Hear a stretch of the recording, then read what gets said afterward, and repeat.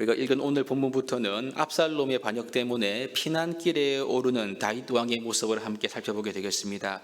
압살롬이 헤브론에서 세력을 규합하고 자신이 왕이 되었음을 선포했습니다. 바세바와의 범죄 이후에 이 다윗의 리더십의 틈새를 공략해서 온 이스라엘의 마음을 훔치게 되었습니다. 그래서 오늘 본문 13절은 압살롬의 반역이 이제 이어서 이스라엘의 민심이 압살롬에게 다 돌아왔다, 이 말씀으로 오늘 본문이 시작합니다. 이 말씀은 압살롬의 반역이 아주 주도 면밀하게 계획되어 왔을 뿐만 아니라 이제 성공적으로 실행되어서 민심까지 업었기 때문에 다윗에게 이제 그의 아들 압살롬은 상당히 위협적인 존재가 되었다, 이것을 우리에게 말씀하고 있는 부분입니다. 그런데 여러분, 여기서 다윗에 대한 반응이 참으로 이제 의외의 반응인데요. 다윗이 신하들에게 일어나서 도망하자, 그렇게 말하고 있습니다. 그렇지 않으면 압살롬을 피하지 못한다면서 말입니다.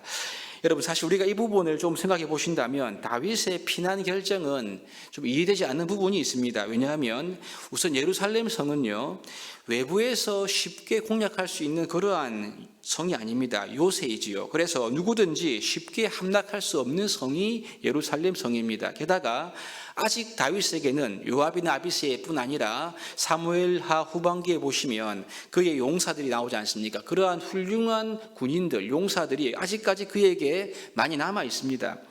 이 손자 병법에서도 보시면 빼앗는 것, 즉 공격하는 것이 지키고 수비하는 것보다 훨씬 더 어렵다고 하지 않습니까?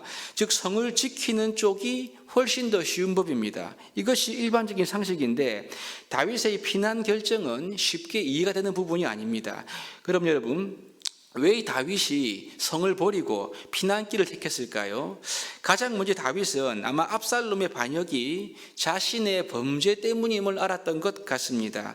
압살롬이 이 반역 소식을 들었을 때 가장 먼저 나단의 예언이 떠올랐겠지요. 칼이 내 집을 떠나지 아니한다, 그 말씀이 아마 떠올랐을 것 같습니다. 그러나 여러분, 그러니 이것을 하나님의 징계로 여겼기 때문에 다윗은 이 사건을 맞서는 것이 아니라 이것을 받아야 한다, 이렇게 여기고 피난 갔을 확률이 높습니다. 게다가 만약 다윗이 예루살렘 성을 지킨다고 하면서 압살롬의 군대, 이스라엘의 지파들과 싸우게 된다면요, 그 칼의 피해는 고스란히 민간인 백성들에게 돌아갈 가능성이 높기 때문에 다윗은 이 피해를 막기 위해서 성을 지키는 것보다는 피난을 택했다, 그렇게 볼 수가 있겠습니다. 이러한 다윗의 피난 결정은요, 이제 백신하들 역시 따른다고 말하고 있는데 이것이 오늘 본문의 15절 말씀입니다. 보시면 왕의 신하들이 왕께 이르되 우리 주 왕께서 하고자 하시는 대로 우리가 행하리이다, 보소서 당신의 종들이니이다 하더라, 이렇게 기록합니다. 여러분, 어쩌면 다윗이 충분히 싸워서 성을 지킬 수 있음에도 불구하고 피난을 택하는 것이 지금 이 신하들 입장에서도 보면 꼭 이렇게 해야 하나, 그런 생각이 들었을지도 모릅니다. 하지만 이 신하들이 자신들이 왕들의 종임을 밝히죠. 종들임을 분명히 밝히면서 왕이 결정하시는 대로 행하겠다 하는 이들의 반응은요, 어쩌면 다윗이 예루살렘을 지키지 않고 피난을 택하는 것이 그들의 계산과 생각에 다 맞지 않아도 그럼에도 불구하고 우리가 왕을 따르겠다, 이러한 신하들의 절대적인 충성이 돋보이는 그러한 내용으로 볼 수가 있습니다. 그 결과 다윗은 본격적으로 피난길에 오르게 되고 10명의 후궁만 왕궁에 남긴 채 가족과 모든 신하들과 함께, 그리고 이방인 용병들과 함께 벳메르하까지 도착하게 됨을 본문이 말씀하고 있습니다. 여러분, 우리가 여기에서 이 다윗과 압살롬의 현저한 차이점을 발견할 수가 있습니다. 그 차이점은요, 하나님께서 세우신 왕의 모습이 어떠해야 하는가, 이 점인데요. 다윗은 자신의 범죄로 인해 일어난 이 불행한 일을 백성들의 안위를 위해서 자기가 피난 가는 길을 택하는 것을 우리가 보게 됩니다.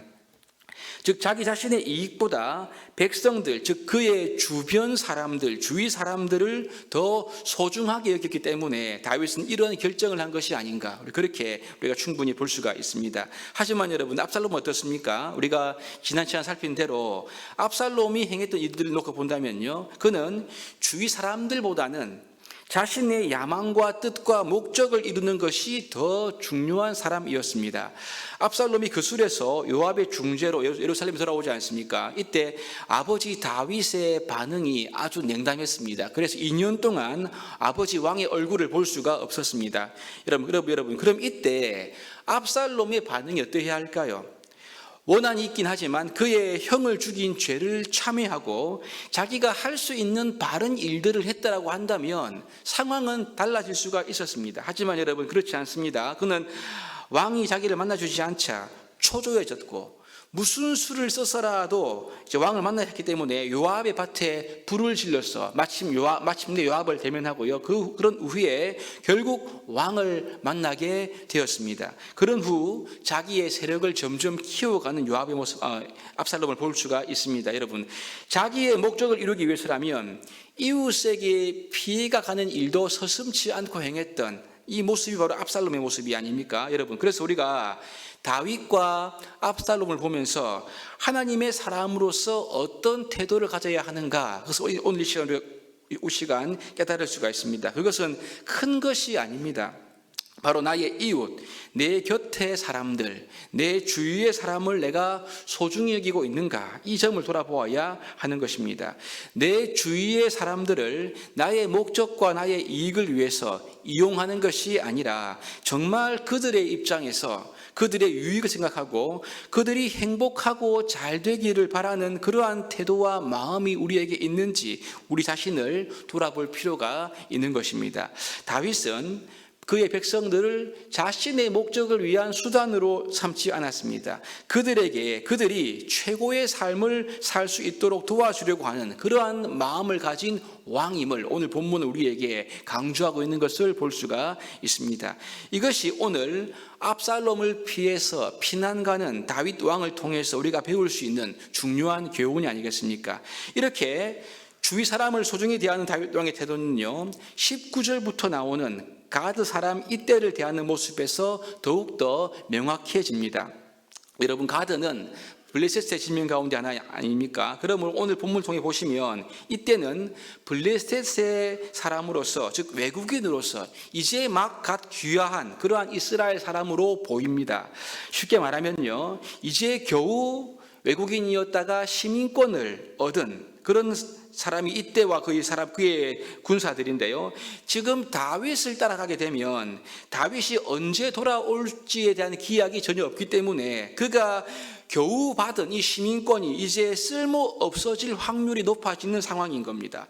이걸 잘 알았던 다윗 역시 이제 피난 가는 자기를 따라오지 말고 이때와 이때에게 동족과 함께 새 왕 압살롬에게 돌아갈 것을 권면하고 있습니다. 여러분, 이 말은 다윗이 이때의 충성심을 시험한 것이 아니고요, 지금 자신은 아무것도 해줄 수가 없는 그러한 상황 가운데서 정말로 이때를 위해서 해준 말로 그렇게 우리가 볼 수 있습니다. 20절 마지막에 보시면 은혜와 진리가 너와 함께 하기를 원한다고 말하지 않습니까? 이 말은 정말 마음을 담아 이때를 축복하는 그러한 다윗의 진심을 우리가 볼 수 있습니다. 하지만 여러분, 이 가드 사람 이때는 다윗을 떠나지 않습니다. 여호와의 살아계심과, 즉 하나님의 살아계심과 그리고 왕의 살아계심을 두고 사나 죽으나 왕과 함께 하겠다, 그렇게 맹세하고 다윗을 따라가게 됩니다.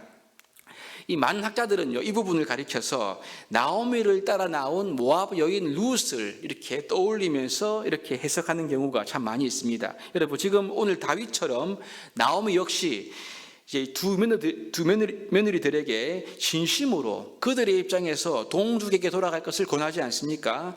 그러나 룻은 여호와 하나님을 따르는 믿음으로 끝까지 그의 시어머니 나오미를 따르게 되고 결국 메시아의 족보에 오르는 놀라운 은혜를 받게 됩니다. 여러분, 이때 역시 늦게 합류했지만 그는 다윗의 충복이 되고요, 다윗의 진영과 압살롬의 진영 이후에 마하나임 근처 에브라임 수풀에서 전쟁할 때 요압과 아비새와 더불어서 다윗 전체 군대의 3분의 1을 통솔하는 그러한 위치에 오름을 우리가 알 수가 있습니다.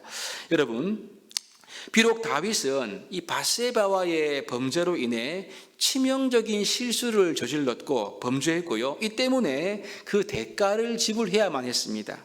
그러나 다윗은 하나님을 경외하는 왕으로서 주위 사람들을 진심으로 아꼈습니다. 특별히 이때에 변하지 않는 충성을 이 고난 가운데 얻게 됨을 우리가 보게 됩니다. 비록 지금은 다시 쫓기는 신세가 되었지만 하나님은 다윗에게 사람의 마음을 얻는 은혜를 지금 주고 계심을 우리가 말씀을 통해서 볼 수 있습니다.